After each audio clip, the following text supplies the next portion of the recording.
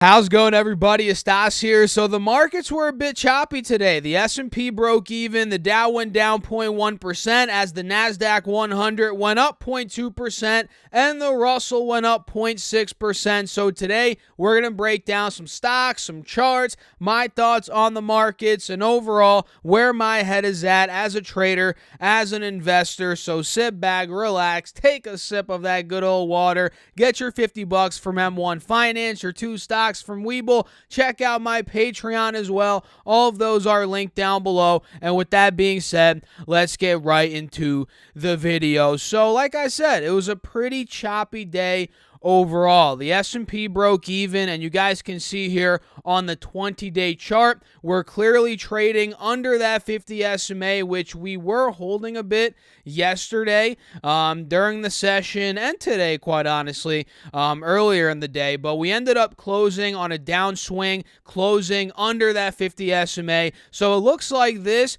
wants the 180 SMA here on the 20-day chart, which could put it anywhere from 448, 449, maybe even 450 flat. And if I pop up this intraday chart, you guys can see pre-market we were up at about 453.50. We double topped there and sold off at market open, and then we saw a bit of a pump in the middle of the day up until 1:30 p.m. on the East Coast, and then for the last two and a half hours we sold off to about 451. Like I said, we closed on a downswing for SPY, and the same thing pretty much happened for QQQ. We popped in the morning, sold off in the end of the day, closed on a downswing, and if I pop up that 4 hour, or actually, let's take a look here at the 20-day chart. You guys can see this actually hit an all-time high today, unlike SPY, and we closed right around that 50 SMA on the 20-day chart, and we actually closed on top of it. So QQQ is holding on by a thread on top of that 50 SMA, unlike SPY, and let's say QQQ breaks under 380, we start going 370s again. This could probably get down to 376 again, 375, right around that 180 SMA here on the 20-day chart. So I'm keeping that in mind when it comes down to QQQ, and that's another voice crack right there. Let's keep a count of the voice cracks today, guys. I've been having a lot of those as I'm filming these videos, so that's voice crack number one. And then, yeah, SPY, keep an eye on those points that we talked about as well. Pretty much the 180 moving average. That is what I'm watching here on the 20-day chart for both SPY and QQQ. Pretty much the same thing that I was looking at yesterday. So what are your thoughts? Let me know down below in the comments. I'd love to know. Make sure to smash that like button. Let's try to get at least 150 likes on this video. Come on, can we get 150 likes? Let's see if we can do it. Challenge to all you guys out there. Smash that like button. And now let's talk about some stocks. And a lot of these reported earnings today. And whenever companies report earnings, a little fun thing that I've been doing for the YouTube channel is I like getting a live reaction. I like looking at the earnings live here on the camera with you guys. Well, I did cheat a little bit. I looked at Chewy and the stock's tanking, but the other ones, I didn't look at their earnings. So let's get right into it. Number one, we have Chewy, and again, I cheated a little bit. I'm sorry, guys, I had to, but Chewy, oh my goodness. Very rough day. Chewy down $10, $10 per share, roughly after market hours right now. It closed at 87.43. It closed down about 0.8% on the day, and now it's trading at $78. So down about $10. So let's take a look here at the live news tab and see what they did. Oh wow, Chewy. Oh my gosh. Chewy Q2 sales of $2.16 billion versus the $2.2 billion estimated. So they missed sales. That is never good, especially for a company that's growing, that has a lot of growth ahead of it. You never want to see it miss sales. That is a very bad metric right there to miss. So they missed sales. I'm sure they lost money. Did they lose money? Yep, they did. They lost 4 cents per share. And let's take a look here. I was reading a headline earlier. It says something about disappointing customer numbers. Here it is. Chewy stock down 10% after Q2 results on disappointing customer numbers. I want to get more insight on that. Let's see if we get that here. If we see that. Chewy, which sells a variety of pet products, we know that, said it ended the quarter with 20.1 million active customers, 21% more year on year, and the analyst polled by FactSet expected the company to end the quarter with 20.4 million active customers. So that came in about 300,000 shy. And is it the end of the world? No, but that is a big metric that analysts follow, investors, traders track. So the fact that active customers came in a little bit soft, they missed revenue, that is all a stock needs to see and needs to hear for it to just completely tank. And that is what we're seeing right now. So is this a buying opportunity? That's probably the question you're asking yourselves. And for me, I don't think it is quite yet. It's a falling knife. It's now trading under both moving averages. We're pushing down to the low point, $75, which is where we were in the middle of July. So I'm going to give it some wiggle room. I say that pretty much every time we see a big drop after earnings for any stock, and I like giving it some wiggle room. I like letting the dust settle. And if I clear this drawing set, let's get a different perspective here, right? And I always tell you guys out there, clear your drawing sets. If you have analysis that's been there for a couple of weeks, couple of days, like I have had with Chewy, sometimes it's good to clear the drawing set and then start over. You might see something new. So at this point in time, we can see Chewy is fighting to hold the uptrend. It's fighting to hold it. That's the bottom line.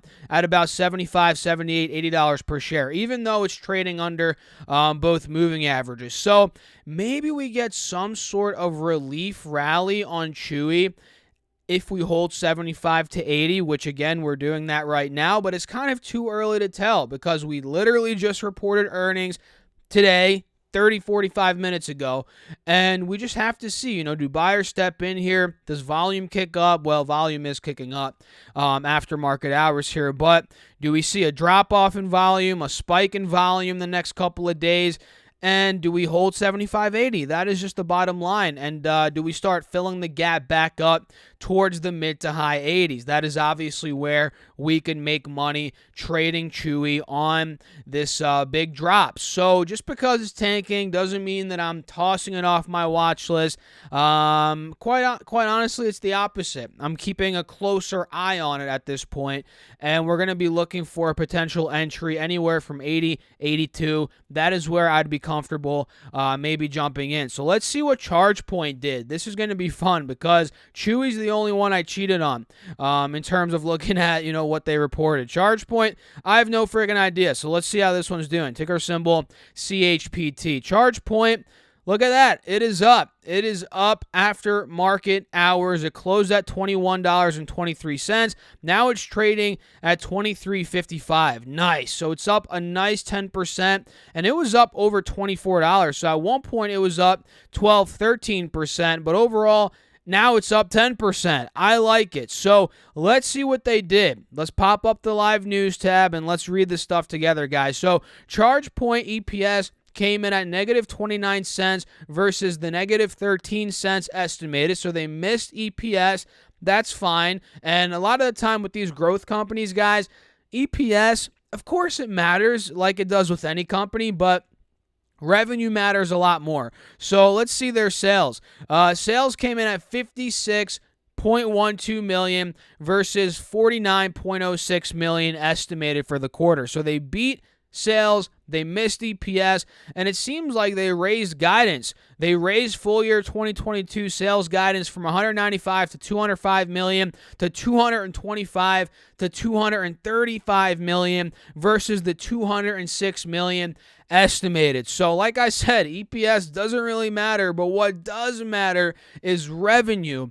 And what matters even more, in my opinion, is revenue guidance for these growth companies, which, like I just showed you guys, this guidance was raised, which is awesome. Fantastic. So I can't complain. This is great. Great stuff. And they see Q3 sales of 60 to 65 million versus the 54 million estimated. So even for the next quarter, they guided up. So that is why the stock is moving. That is really why the stock is moving. And I'm not jumping the gun quite yet on ChargePoint. And if you guys know, if you guys have been watching the channel, if you're in my Patreon especially, where you get all my buy, sells, call outs, all that good stuff in real time, you know that I was in ChargePoint. I made some money, but now I'm out of it and I'm waiting for a re-entry. Now could be the time for a re-entry. This is what I look for. This is exactly what I look for, guys.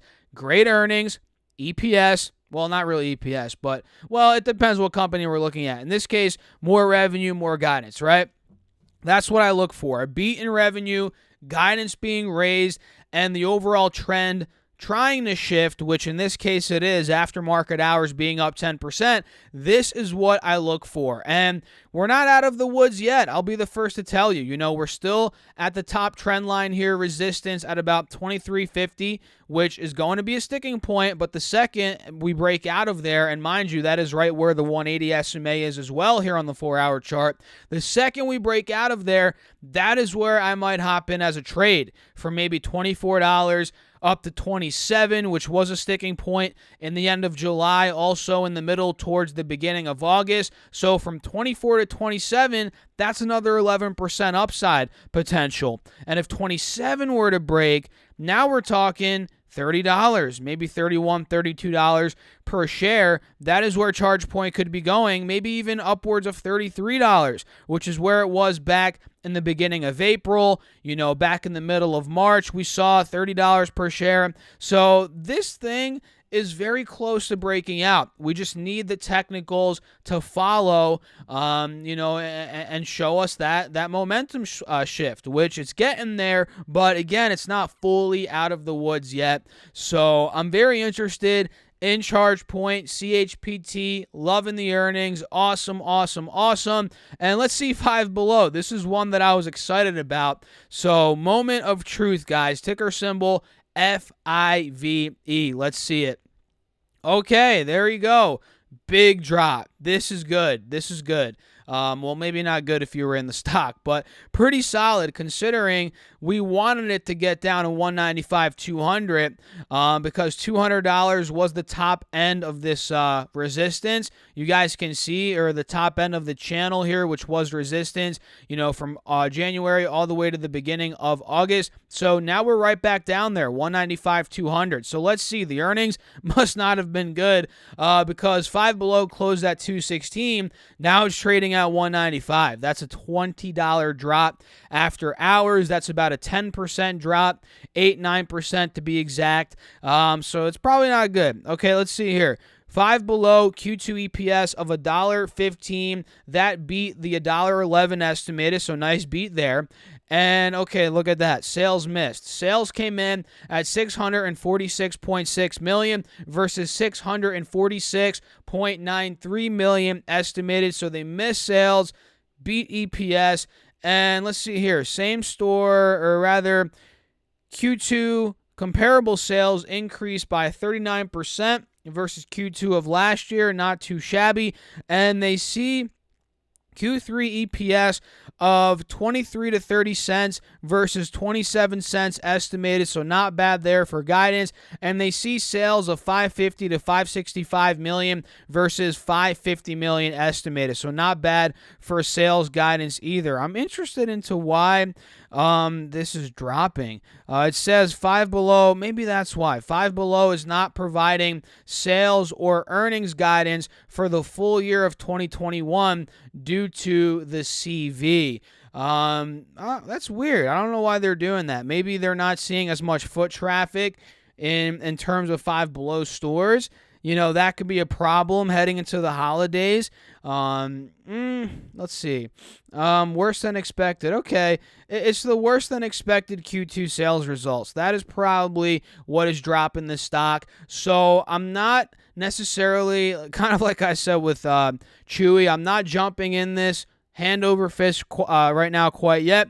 But I'm going to give it some time, some wiggle room. I'm going to let the dust settle. So for me, this is interesting because we didn't hold 200. We're at 195. So the worst case scenario here, in my opinion, is Five Below goes down to the bottom of the channel that we traded within from January to August, right? That's worst case scenario, and that's probably at around 170. It could get there, very possible. With this earnings miss, or revenue miss rather, it could definitely get there. So that means there could be $20, $25 more downside, which in and of itself could be an entry point. But for me, I would want to see it break back over 200. That is what I'm going to be waiting for. Hence why I just put my alert at $200 per share. So if this is able to break back over 200, break back over that 180 SMA, whether it's tomorrow, next week, a month from now, I don't freaking know when it's going to happen, but I'm going to be waiting for it. If that happens, this could be an entry, maybe back up to 210, 215, 220. So I'm going to be watching Five Below. The next stock here is SWBI, also known as Smith & Wesson. You guys know what they do, right? I probably can't talk about it on YouTube. I don't know. Maybe they censor that type of content. I think they do, but you guys know Smith & Wesson, right? What they do. I mean, if you don't, look it up on Google. I mean, you probably will figure it out if you look it up. You'll go to Google Images and you'll see Smith & Wesson. This is a company that, no doubt about it, did very well, at least from what I've been hearing. I didn't do a deep dive into them, but they did very well during the beginning of this crisis, right? With all the uncertainty, a lot of people went out and they bought a product that Smith & Wesson produces. Again, go to Google, type it in, you'll see it in the images, right? The stock went, oh my gosh, guys, that is a heck of a return. Holy freaking crap. This stock went from $5 back in March 2020 to $40. That is an 8X. This stock 8X'd in the span of a little bit over a year. Talk about a return. And now it's pulled back a bit, rightfully so, because it went up 8 times. What do you expect? It's going to pull back at some point. So it went from 5 to 40. Now it's back to about $20, and it's holding the uptrend overall on the 3-year chart. You guys are seeing straight up consolidation on this pullback above the 50 SMA. That's awesome. And on the 4-hour chart, you're noticing consolidation pretty much all of July, all of August, now into the beginning of September. We just need to break out of that 180 SMA on the 4-hour chart. So I'm going to put my alert at $26 per share on Smith & Wesson, right around that moving average. And if this breaks, guys, I'm not saying it's going to go straight back to 40, although it's possible, but I think there's going to be a pop, probably back to 30 at least. I mean, maybe 32, 30, 28 even. Even that would be a nice return on SWBI. So let's see what they reported. I almost forgot. EPS, take a look at that. EPS came in at $1.57. Voice crack number 2 there, guys. $1.57 EPS versus $1.26 estimated. So that beat. And revenue came in at $274.6 million versus the $278.59 million. So they beat EPS. They missed revenue. And I'm not seeing anything here on guidance or anything of that nature. So I don't know. Not too bad though. I mean, let's see here. It says Smith & Wesson 1Q quarter one profit increase amid strong demand. Like I said, a lot of demand for what they produce right now, and there's cost cutting, which is good, I guess. I wonder how they're cutting costs. Again, I haven't done a huge deep dive into the company, so I couldn't tell you that. But the technicals look good. I'm not going to lie. The technicals look very good. We just got to break 26. So add this to your watch list. Set your alerts. I for sure am, and I feel like not many people talk about companies like Smith & Wesson. I watch YouTubers out there in the finance space. I don't think I've ever heard anybody talk about this stock, so I guess I'll be the first. And the next one I'm looking at is Upwork, UPWK. Upwork is looking to make a move here at the bottom of this, range. It's not really a range, but it's more towards the bottom of the uptrend here. We saw a drastic pullback from 63 to 40, huge pullback of almost 40%. Now it looks like buyers are stepping in. We're popping above that 50 SMA, looking to make a move up towards that 180 SMA on the 4-hour chart. So there's a big gap to be filled for Upwork, from where we are now to about 50, 55, 60. So I'm watching out for that. Beyond Meat is another one, BYND. We're seeing an overall inverse head and shoulder on the 4-hour chart here. We have the left shoulder, the head, the right shoulder. Now we just got to break out of the moving averages. That's simple. Actually, we're above the 50 SMA, but we're not above the 180 SMA. In fact, we've been struggling there ever since the middle of July, and we're also seeing a death cross. So we got to start breaking out here, guys. So I'm going to put my alert at maybe 127. 127 alert sounds good. If it starts peaking out of those moving averages, this could start making a push back to the mid-hundreds. Very possible. And the last stock for today is Moderna, which did hit my alert. My alert was set at 390 today. We hit that. We closed right under 390, up 3.5%. And I think we're up after hours a bit. Yes, we are. We're up to 392 after hours. So I think Moderna could be a play, especially if it starts breaking into 400. That is where we could start seeing that breakout, as we are slowly but surely bouncing above that 180 moving average here on the 4-hour chart. So I had my alert at 390. It was hit. And now I'm going to put my alert at 400, my next alert, that is. So watch out for these stocks, guys. Moderna, Beyond Meat, Upwork, Smith & Wesson, Five Below, ChargePoint, and Chewy. And if I had to pick my maybe 3 favorites out of this list, it's got to be Smith & Wesson, Upwork, and probably ChargePoint. ChargePoint absolutely crushed earnings. They did the best in terms of earnings out of this bunch, at least. So I'd love to know your thoughts. Let me know in the comments. Make sure to smash that like button as well. Again, let's try and get 150 likes on this video, and make sure to also hit that subscribe button. What are you doing? If you haven't subscribed yet, hit that subscribe button. Check out my Patreon as well if you want all my real-time buys, sells, call-outs, a morning update video, more access to me throughout the day, and you get private Discord access. All of that's on Patreon, link down below. Or you can go to StockSurfest.com/Patreon. That's StockSurfest.com/Patreon. Make sure to also get your $50 from M1 Finance, your 2 stocks from Webull. Those are also linked down below. And check out my video from earlier. I'll pop it up here. Click it. I'll see you guys there. Thanks for watching again. As always, keep crushing the market. Stay safe out there. See you again, guys. Peace out.